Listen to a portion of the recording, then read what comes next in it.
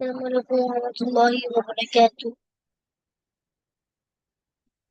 আমি অনেকদিন ধরে একটা বইয়ের ব্যাপারে বলছিলাম যে এই বইটা আসবে কামিং সুন হার্ড কপি।